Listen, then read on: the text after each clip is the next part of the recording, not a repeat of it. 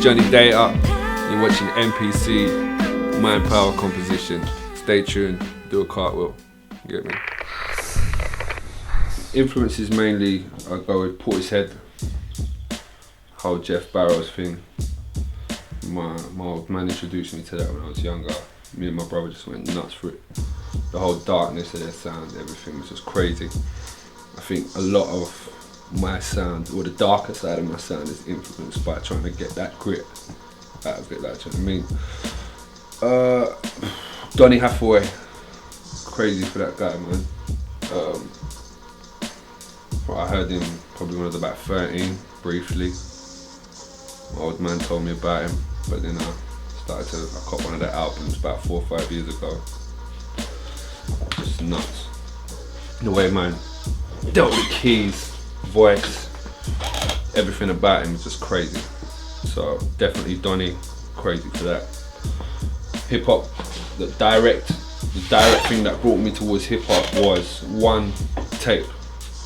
My brother had one of them old platinum tapes, the black ones, and it had, on one side it had the early Mobb Deep stuff, the other side it had the early Nas stuff, and I had that tape on repeat for ages, man.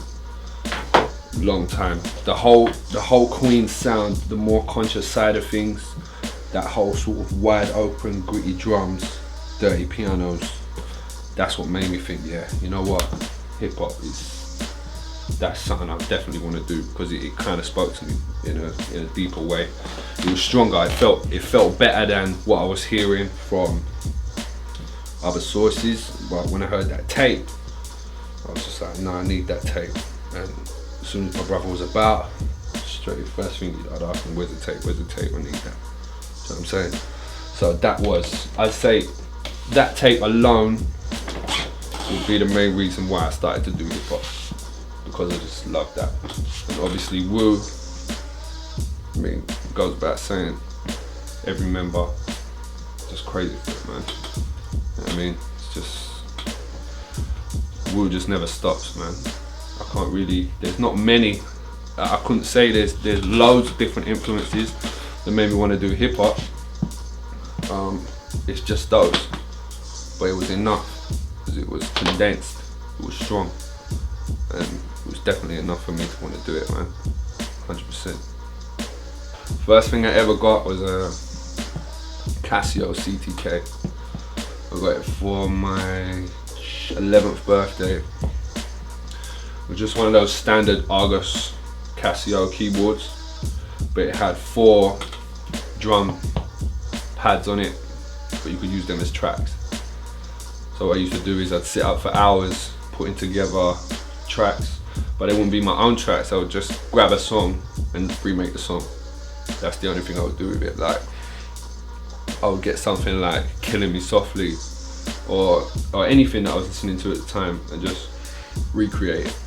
But it was long, because all you had was a metronome, obviously no arranging, so if you messed up one hi-hat, you'd be sitting there for about 4 minutes. Then you'd have to start again, go over the kicks, start again, go over the snares. If you miss one, you got to delete that whole track and go back. So it used to take 5, 6, 7 hours just to put it together. But that was the first original thing that I had. But that was it, man. From that point onwards, my uncle gave us some small bits. Gave us like a mixing desk that had 3 channels on it. Couldn't tell you the brand of it. He gave us an old sort of Amstrad computer, and it had Cubase light on it. So you couldn't do audio on it or nothing. It was just general MIDI. And anything I wanted to, any sound I wanted to use, I had to develop on this old Casio. Somehow we managed to get some sounds on it, and then we started with I think it was an Akai S5000. It was S5000. That's when we got the zip drives, and we started sampling, grabbing bits and bobs and putting them together.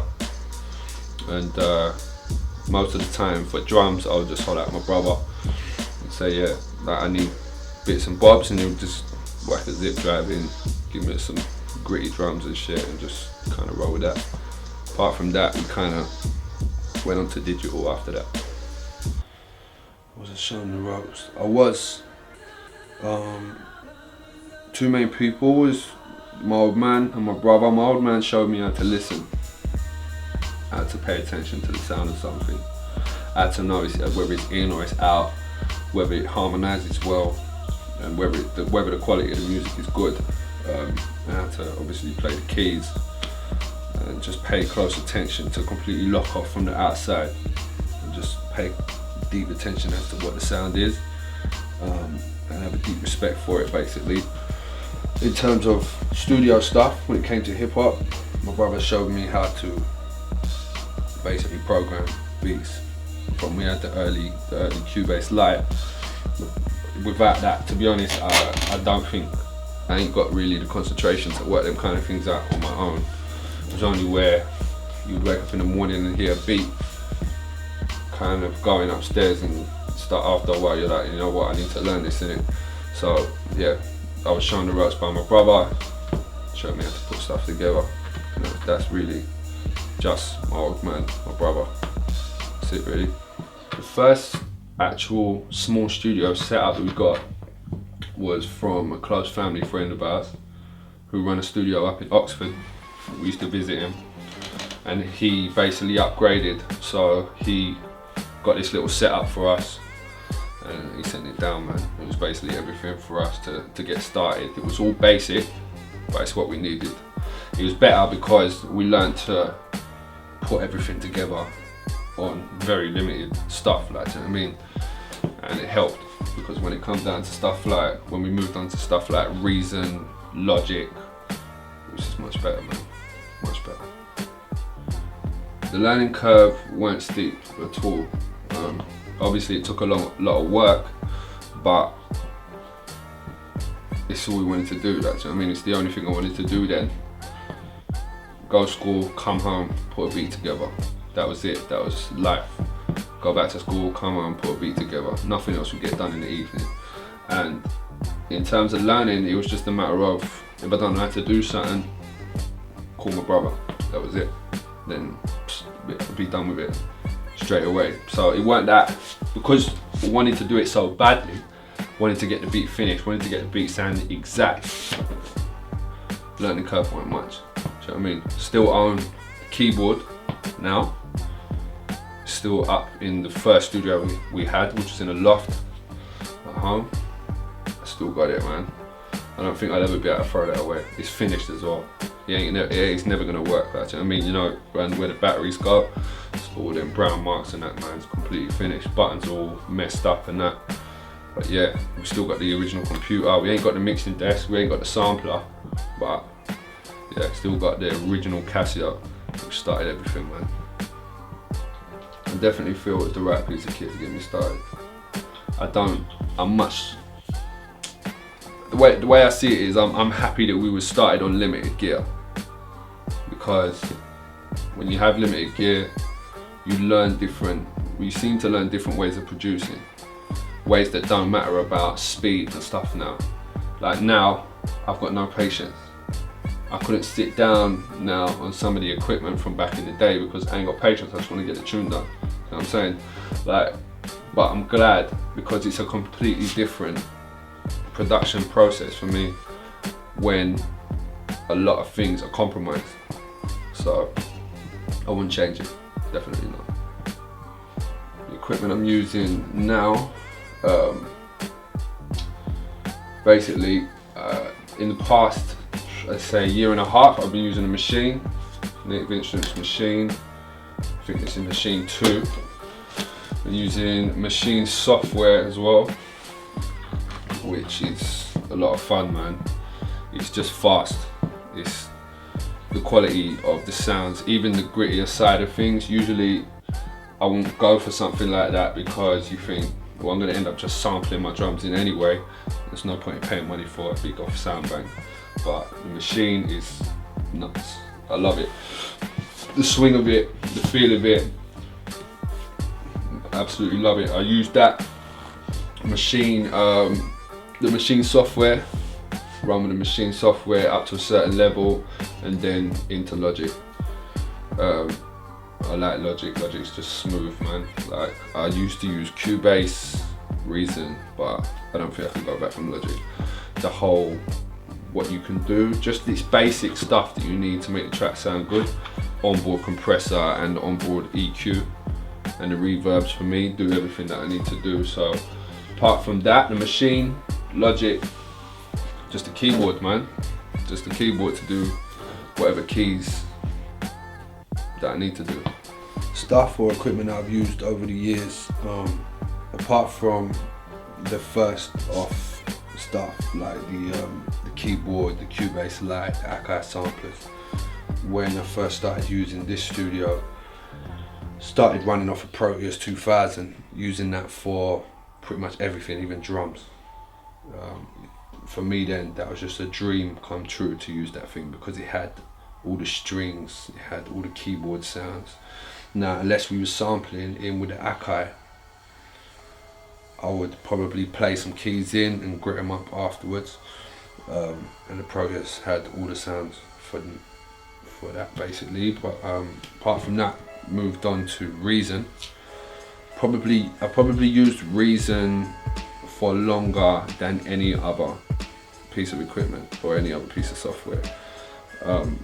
Reason, probably a good solid 10 years using Reason, just chopping up in Reason and putting beats together in Reason, doing everything in Reason, even bass, everything. And Reason was good back in the day because it was cheap, or it was, you know, free most of the time. So yeah, apart from that, moved on to what I'm dealing with now. Hardware or software? It's a hard one because I want to say hardware, but that's only me wanting to kind of be a geek and say the hardware is better, because it is. But I have to say software because I don't really use much hardware at all. Even the Maschine is just a controller for the software, so I have to go for software, man. Always I have to go for software. Apart from mastering, I would much prefer hardware for mastering, but yeah, straight up software, man, for hip hop, definitely. My favorite brand, it's partially Akai, just because we started with Akai, but currently Native Instruments, definitely, man. Power in the sound, the quality of their stuff is good for me, man. Like, the whole feel of it that you get from the Native Instruments stuff. I mean, it chews your CPU like crazy, but yeah, man, definitely Native Instruments all day. Musical equipment I recommend for a beginner would be, without a doubt, just a Mac and a Maschine. That's it. You don't need anything else. Headphones. You don't really need, I mean, you can go all out, get your monitors and this, that and the third, but if you're just starting up, straight up, get a Mac, get a Maschine, you can't go wrong. Simple as that, man. I chose software simply because I can carry software with me. Do you know what I mean? Like, I'm not one for making music in the same place quite often. The studio is really, for me, a place to finish off. You know what I'm saying? Like, software, once it's on the computer, it's on the computer. I ain't got a bag or a car big enough to carry the kind of stuff I would like to have this in the computer. So straight software all day, man, all day. My views on sampling. Boy, sampling, man, you know, shaped the game for me, man. Like, I know there's a lot of producers nowadays, they like to do this whole no sample thing, or, you know, but personally I don't see that as an achievement. Like, I know a lot of people, they see this whole, like, yeah, make this whole rhythm, no samples whatsoever, like, but to me, it don't really matter, because there's an art form in sampling and there's an art form in just putting stuff together on the keys or whatever. So sampling for me is a must. My stuff might be a mixture of samples, and then I might put some keys on it as well, some atmosphere coming from something else. So, but sampling, I say I couldn't live without it. Stuff I sample the most, more recently, it seems to be very distant sounding stuff. So it could be choirs, Russian choirs or singers from the Middle East and stuff like that. Apart from that, it would be film scores or soul, really. But a lot of, mainly I would say soul. There's a lot of soul, so I mean there's enough soul to go around. There's a lot of that gangster soul stuff. Found quite a lot of that over the years. So, but also, like I said, man, a lot of the distant stuff, a lot of the stuff from other countries that nobody knows about, YouTube searching, love that stuff, man. Even to the point of where I've sampled, you know, a wedding singer in Albania before.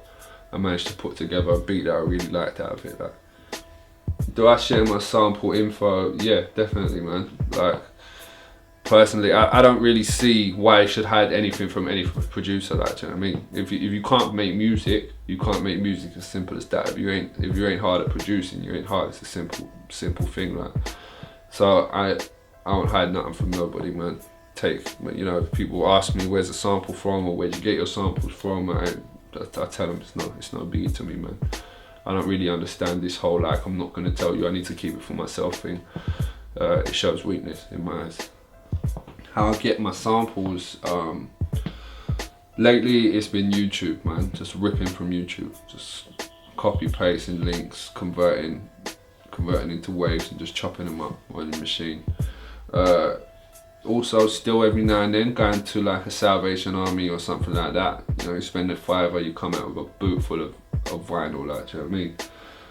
Apart from that, sometimes I might see an old CD laying around and think, let me give it a go. But mainly, it's YouTube. It used to be just crate digging, straight crate digging. But no, man, YouTube all day. It's just like, YouTube's endless. Do you know what I mean? It's the biggest record shop going for me for samples, like, do you know what I'm saying? So that's my main, I'd say that's definitely my main source of where I get my samples from. Favorite sampler would have to be the sampler that comes in with a machine. It's easy to use, you can cut up quick on it, and you know, it's like, I mean, obviously there's Akai's from back in the day, they're good and that, but the truth is that time, the fact that it doesn't take me long to put something together when I use the machine sampler, you know, that's the main thing for me, man. Like, apart from that, I used to use the EX24 on Logic. That was really quick and easy to chop up as well, but not as quick as the machine. So I definitely got to go for the machine sampler, the built-in one. My favorite software, I would have to say Logic, man. I mean, although I start stuff on machine for arranging, for effects, for onboard dynamics and stuff like that, I'd say 100% Logic. Couldn't go anywhere else on that. Which is more essential between drums and samples. It's a hard one, man, because sometimes I'll get a sample and I'll just want to loop it on its own. Do you know what I mean? I know a lot of producers don't even like that kind of stuff, but the truth is, man, sometimes you sample something right, that kind of side of the art form speaks for itself. But if you had to pick which was more important, it'd have to be the drums. Definitely drums, because that's hip hop, innit? Big. My two favorite instruments would have to be piano. Second one is probably a tie between just a standard drum kit or a cello. But I'd have to go with the cello, mainly because it can portray a much darker or sadder sound. But my number one instrument is the keys, man. Piano. Been playing piano keyboards since I was young. It makes a big difference to the production for me. I love the piano, man. Like, it's a big part of what I do. The keys, big part. I could learn anything else. I'd like to get definitely a drum kit, man. I mean, I've played drums, but to play drums, you know what I mean? Like a pro. Like, I drum with everything. So that'd definitely be the instrument I go for. Two producers that I would like to work with on joint would be Jeff Barrows, Portishead, and Havoc from Mobb Deep, without a doubt. Jeff Barrows just for the darkness, and Havoc just for that original Queens open wide gritty drum sound, man. I love that. Two rhymers I'd love to work with. Definitely Raekwon, 100%, man. Just love the way Raekwon goes in hard on the beat. And Car, because I love that sound, that whole. I heard Car through some Rock Mars stuff, and yeah, man, Raekwon and Car, definitely. On my top 3 producers, I would have to say RZA, without a doubt. Just that whole grit of the Wu sound, for me, shaped a lot of my mentality towards hip hop. Even just a simple 1-bar loop, very, very simple, sort of, where a spitter can just go mad. Love that about RZA. So definitely RZA. 7th Dan, without a doubt, because obviously it's my brother, we grew the same, and just his grit, his atmosphere, his atmospheric bass. Even when I'm producing, I try to recreate that atmosphere behind the track that he does, and it's a struggle, man, every time, do you know what I mean? So 100% 7th Dan, and then Havoc, man, because all that early Mob stuff, that grit, what he used to do with them drums was just nuts. How he used to glue them together, crazy. People I'm feeling right now, producer wise it's the same, probably follow the same producers, but I'm not really paying much attention to who's producing the stuff I'm listening to at the moment, which sounds crap, but it's the truth, man. I'm listening to a lot of Rock Mars, a lot of Car, and I'm hoping to hear more Car stuff coming, because I just love it's just dark, it's just underground, it's that true underground sound, do you know what I mean? And personally, I believe there's not enough of that kind of sound around at the moment. West Side Gun, the Hitler Wears Hermes mixtape, it's just crazy. It's just kind of stuff I like listening to. Apart from that, that's it really. No, that's it. It's just them 3, man. I don't listen to much, you know what I mean? Like, I'm not somebody who listens continuously to music, do you know what I mean? Or listens continuously to hip hop. I don't fill my day with it, like, do you know what I mean? So if I'm listening to anything at the moment, it's probably around that area. Yeah. And this one is like, I took the sample from this Kosovan wedding singer, of all things. So you can hear in the samples, you can hear people kind of like in the background talking and stuff. It's basically a woman walking around a flipping wedding with a mic and just basically singing. So you can hear like, you can hear the people in the background. Some of the samples I kept forward, some I kept backwards. But the thing is that all of that talking in the background, which would be something I would usually not go for, seemed to make this one stronger in terms of background noise. It made a better atmosphere, kind of like for the sound, like, do you know what I mean? So with a little bit of grit, like there at the top, you can just kind of put something nice together.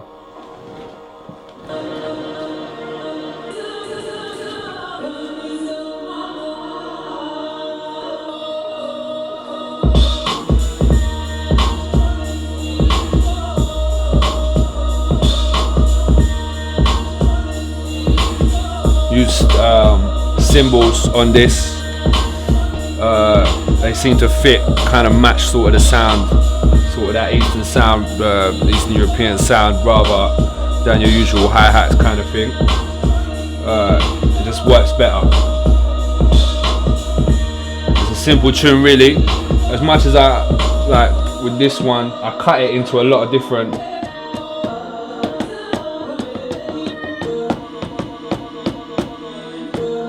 there's a lot of different like cuts with this. I think I got two maybe 3 groups cut up with it, even though really in the track I got I think 2 of them.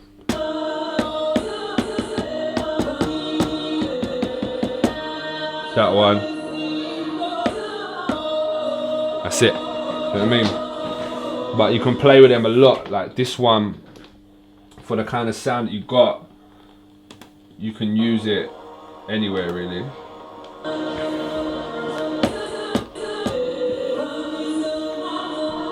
They're all in a similar key kind of thing, so you could just run it.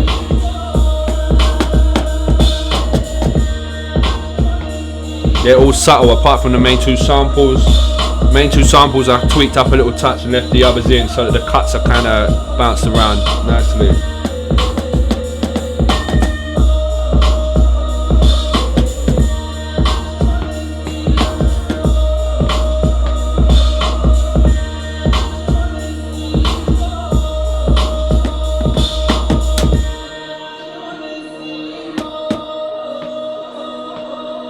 Pretty much it for that one, man. I mean, I'm hoping to get a good spitter on that one, you know what I mean?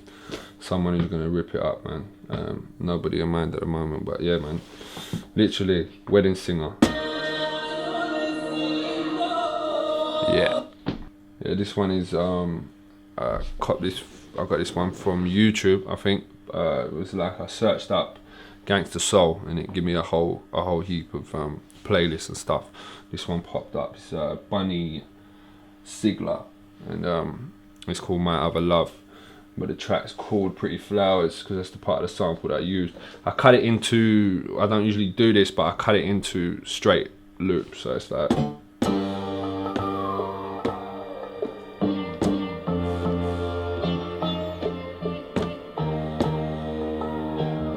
what I mean, they all follow each other, and the one for the actual main loop is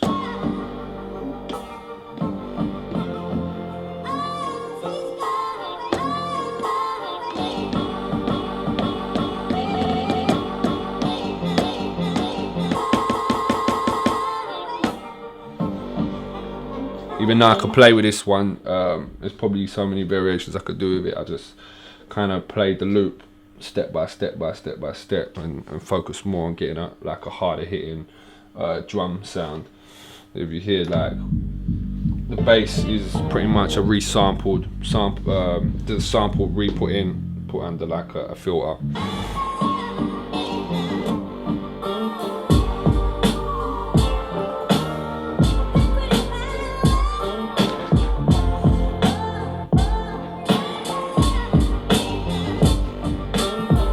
This has gone to somebody, but hopefully they're gonna spit on it, the rapper that I like a lot.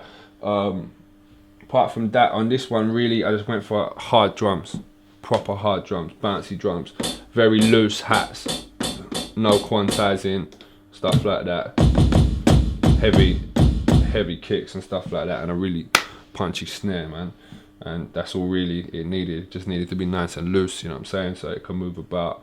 I like messing around with these kind of chops, man, like the whole sort of like pitched up vocal thing.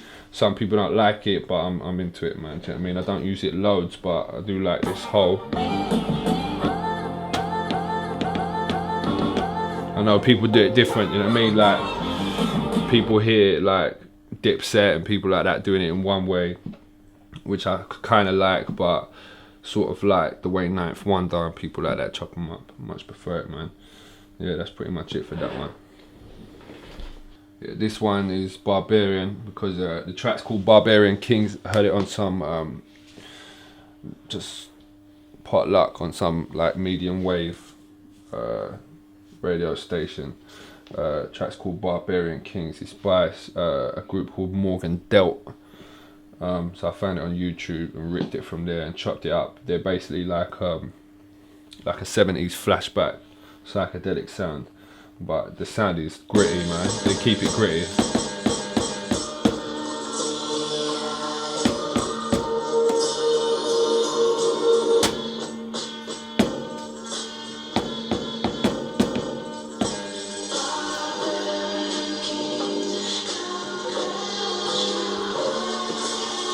what I just did with that was got everything, tuned everything down for run some gritty kind of really sort of gritty drums and sort of like, I suppose, a sort of woo banger inspired loopy kind of thing, just for a spitter to just go crazy on basically.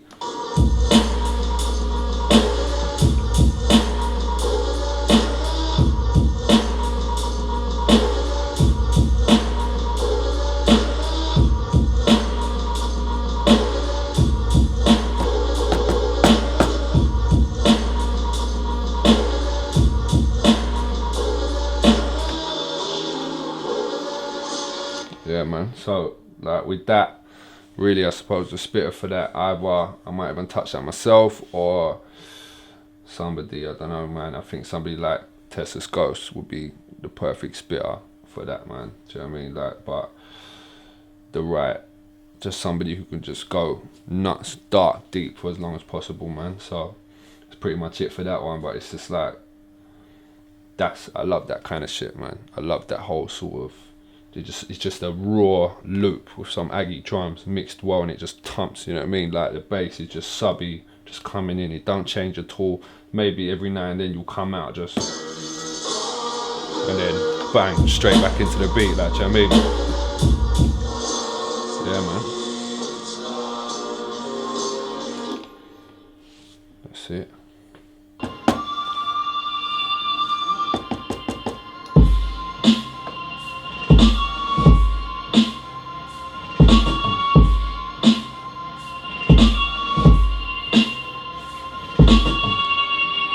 What I love about this one, you can just let it run. Spitter stops, bang, straight back in. All it is, it's a guy called Kaneko. He's like he does film scores and stuff for like Japanese movies. He's done some sort of like Western sort of film scores and that, and it's just like some weird. It's all weird sounding stuff. You might download 9-10 minutes of film score and get one sample. Like the difference, even though I only use those two, you got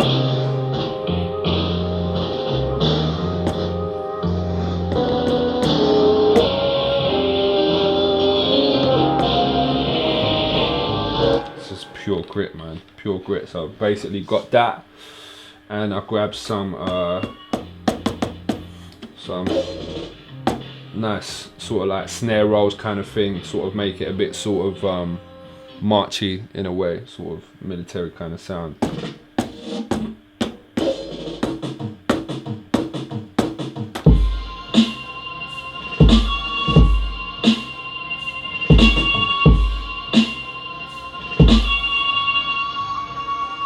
It's just a roller really man. You can play with the samples as much as you want, but there's no point man. This one, the same kind of thing really man, just really for a spitter to just go mad with, just to go crazy, because not much else is happening apart from that standard loop. There'll probably be, once I kind of space it out a bit, there'll be a few changes in the bass and that, but yeah, that's it man. Expansion, this is so you never can. Fuck with this American man with his mind frame. I've become a devil in the time frame it took for them to set up the mind game. Burn the empire, fight fire with fire. Yeah, man. Transmittable hate. Spitter, T-Lo, up and coming spitter. For me, one of the sickest spitters out there at the moment, who's up and coming in the game. The whole bars, everything is crazy. So the beat is like quite a simple placed together, very sort of lo-fi drums, simple like piano loop on it, some sort of strings and a lot of atmosphere, a lot of sort of like reverb bouncing off of the drums and stuff, and some samples of like a choir. There's sort of like a mountain choir headed by some old man in Russia. We got it from there. So if I play you like the beat on its own, you can hear it's really just a couple vocal cuts, darker sounding drums, and a piano loop.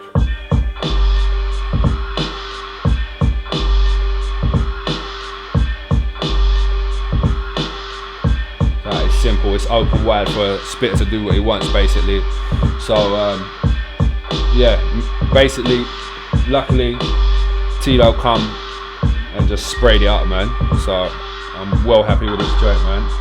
Hopefully Tilo is gonna put some more stuff together and put something out, man, so we can get this one out, do you know what I mean? And hopefully to do as much more work with him as possible, like. Yeah, man. This one is basically, this is just luck of the draw, like, do you know what I mean? This is not people can say, oh, you know, there's nothing to it because you're just looping Saturn, but I don't really give a fuck. Truth is this is like open wide kind of. This is sort of, I suppose, in a way we're inspired because it just loops. It's got a subtle bass underneath, and yeah, man. There's a couple of vocals recorded very distantly in the background, but it's just a roller. It's just a straight roller.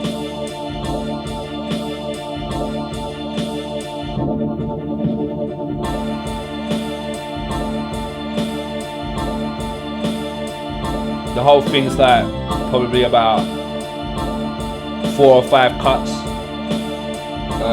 couple effects put in here and there, a lot of time stretching to get the kind of the loops to kind of work seamlessly. But I want to hear on this one probably someone very dark-minded with a spitting, do you know what I mean?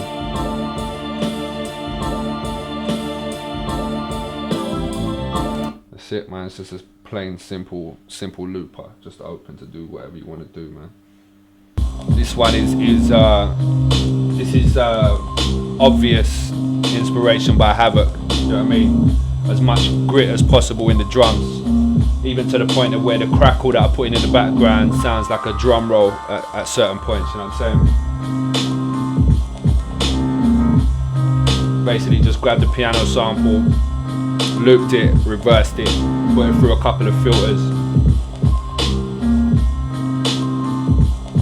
Yeah, man, that's pretty much it. But very low-fi, darker sounding drums on the bottom, and then it's got a bit of Manly P Hall on the beginning. Let me show you that bit there. The human being senses again his citizenship in space. Until you realize. For those who don't know, man, check out Manly P Hall, YouTube, unlimited quotes to sample.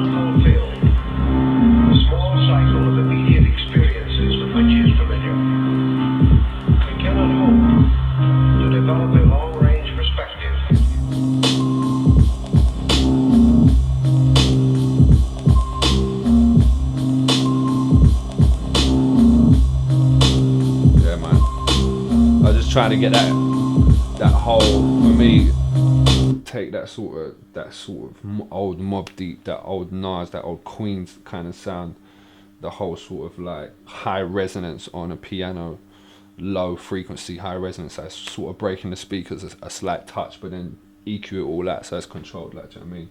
Definitely works. I love this joint. Yes. This one's called Bosnian Hymn. Basically, the way how this come about was I was in Bosnia, and in the mornings they do the call to prayer through the mountains. So to be honest, it's one of the best things personally that I've ever heard. One of the most enlightening things that I've ever heard. So I recorded it on my phone, of all things, just so that I could take it home with me. And I thought, you know what, fuck it. Let me just give it a go. Let me use it. See what it sounds like in a beat. So I used it for the intro, and I kept the sound, the atmosphere, the sound in the background for the rest of the tune. Played a few keys in, resampled them back out, and you can hear like, this is the call to prayer.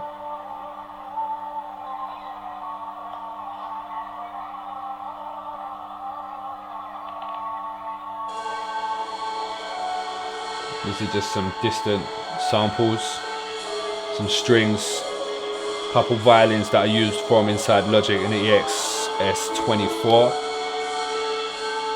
and just some thumping kicks, very open hi-hats, keep the track nice and wide, do you know what I mean?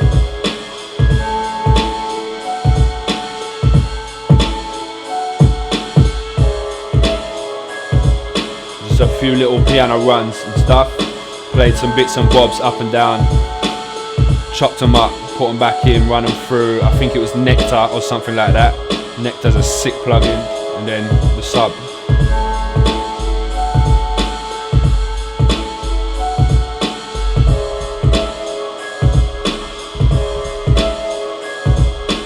Love this one, man, because this one just takes me back to that point. This one is years old. I made this at least 5 years ago, but it's never really been sent out to anybody yet. I was holding it to myself at first, but yeah, I'm hoping to get somebody on this tune as soon as possible. It's quite simple. I run some strings through Reason. This is probably one of the last hip hop tracks I made on Reason. This was when I was using PC. Run some strings through, some heavy drums, and a couple sort of keyboard sounds, runs and stuff like that, cut up, and then just sidechained everything. So you'll hear, and a very deep, like the sub is the sample.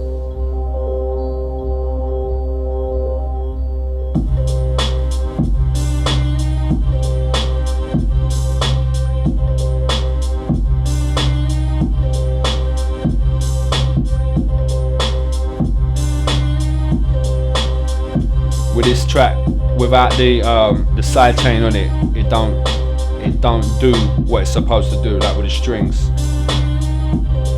are supposed to climb.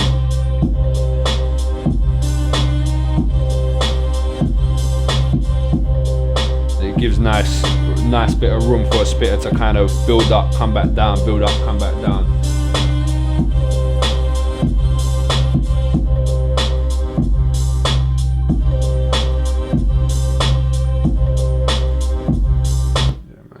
Forward to somebody jumping on this one, definitely.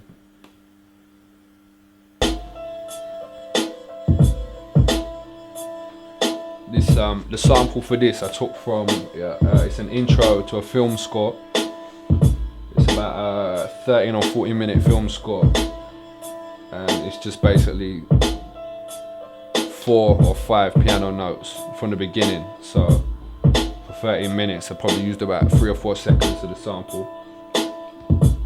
Simple, man, just a sub, very clean drums. It's the kind of thing that would kind of make me think of like something that somebody like Nas would sound sick on, like, do you know what I mean? Because it's nice, you can get poetic on a beat like this.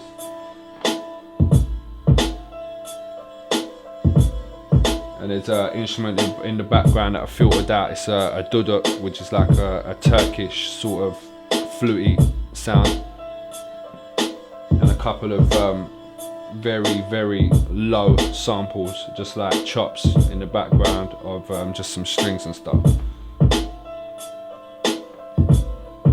It's rare that I make something like this and keep it as clean or as gappy, do you know what I mean? But yeah, man.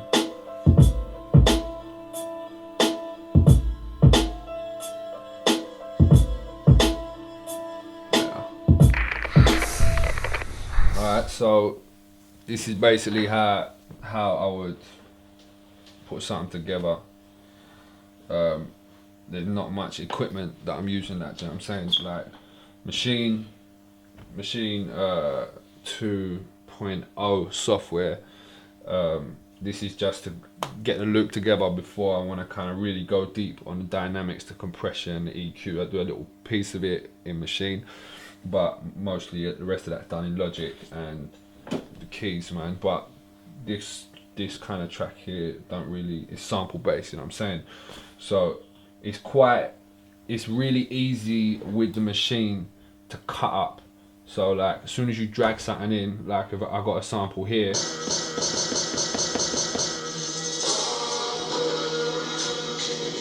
right, so it's there. I can have it up on here where I can view it, or it's up on here. You just got something, you just basically sample and edit the sample. It's quite easy to move about, as you can see there. Move about from there, or you can do it the old school way. You can kind of work straight on here.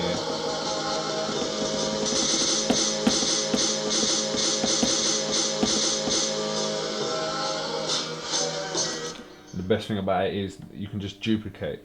As soon as you duplicate, push it onto another thing. So you just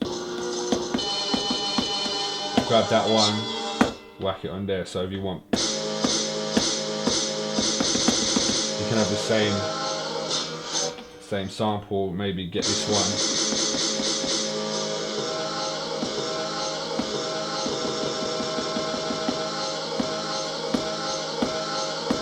Then once that's done, obviously you can like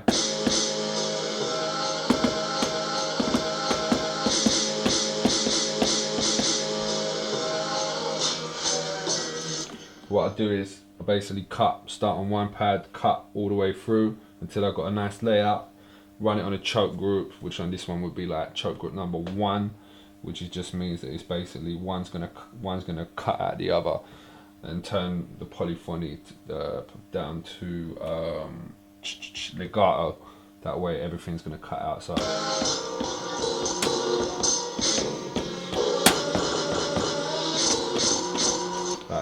no two samples are going to be playing at the same time, and I'll keep it all on one touch basically. Then I'll just kind of get the sample,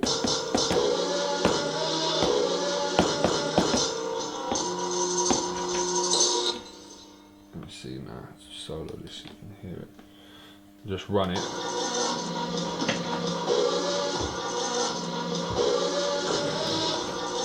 As you can see on here, you can see which ones I put in.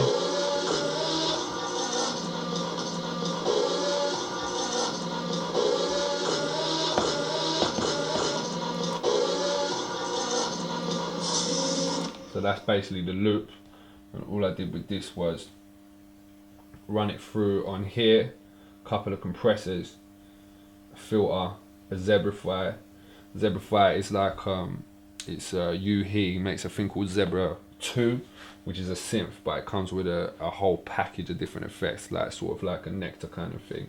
I mess with this a lot because once you pull it up on here, you've got a lot of different parameters you can work with. Usually get like sort of like an X and Y pad, so you can just mess with your mix filters, whatever you've got in there. Like there I've got a comb filter and an LFO to control the two filters, but you can go through it, mess with any oscillator, drag any of your bits and bobs on to the X and Y pads, or you can actually go into the complete synthesis of the whole thing, wire it all up. That's what I love about this thing, you can wire it all virtually through the middle, and obviously save your presets and this, that and the third. And this is sort of like one that will, it takes a lot of the deeper side out of the sound, do you know what I mean? Because this sample I wanted to be in background, and most of the bass side either come from a resampled sound or come from a sub, but this one is literally just a sub, just a boom boom boom, just in and out rolling. So it's really wide sounding. So once that's run through there, like I was saying with Maschine, you can see a lot of things you're doing. Like here I've got a filter on there, a compressor, another compressor doing something else, and a fab filter.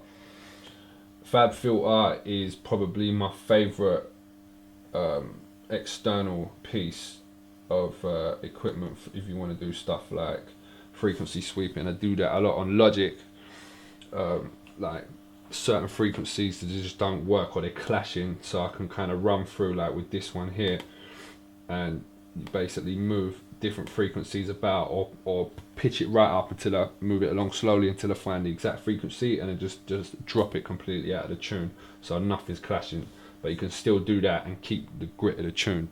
Do you know what I'm saying? So this Fab Filter Pro Q is a sick EQ to use if you're not using Logic, because Logic's got its own onboard EQ, which is a similar thing, it just don't look as fancy. Apart from that, what else we got here? We've got the drums. I just grabbed, like in here in Maschine, you can just go through a list of drums, and you can basically just drop whatever one. So this is just a group that I made basically of kicks and snares.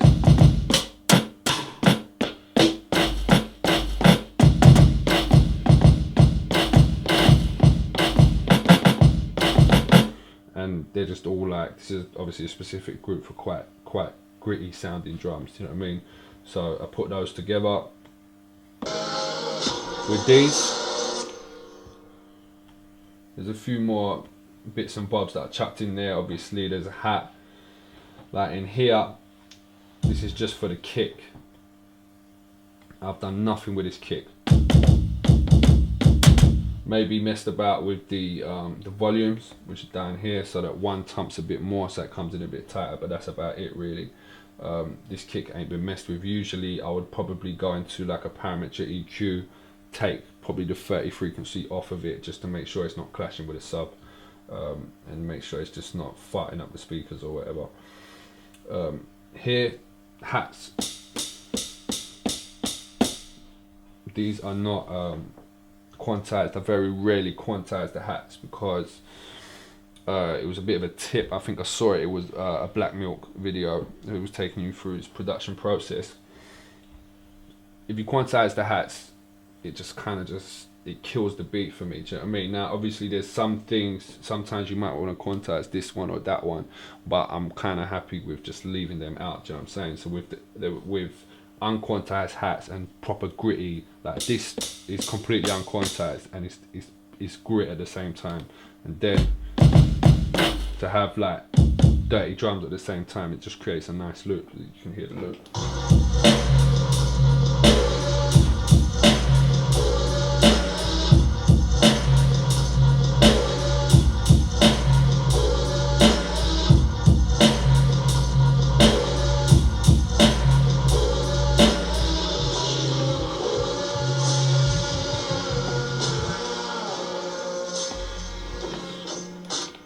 Apart from that, once that's put together and the balance of the mix is right, all I'm doing is I'm either doing one or two things. Like what I've done on this is I just grabbed the sub, took any tops there was left on it, made it very, very resonant,